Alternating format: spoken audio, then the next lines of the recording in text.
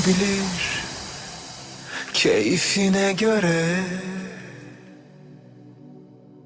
Dönerse gelir kendi evi, buyursun her zaman başımın üstünde yeri. İkimizi bilen biri söylesin isterim gerçeği. Alışamıyorum en sessiz, dayanamıyorum ben sensiz. Eli kolu bağlı, habersiz bekliyorum. Alışamıyorum en sessiz, dayanamıyorum ben sensiz. Gelişi belalı, ümidi kesmiyorum.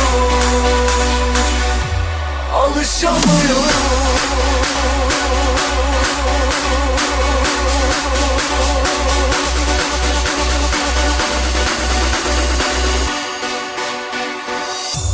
Alışamıyorum.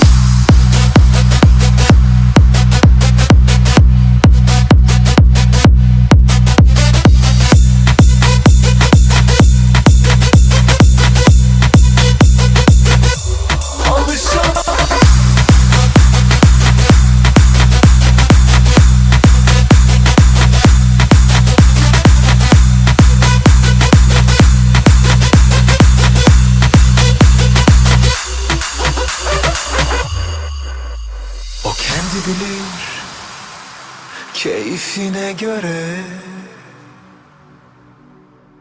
Dönerse gelir kendi evi, buyursun her zaman başımın üstünde yeri. İkimizi bilen biri söylesin isterim gerçeği. Alışamıyorum ev sessiz, dayanamıyorum ben sensiz. Eli kolu bağlı, habersiz bekliyorum. Alışamıyorum.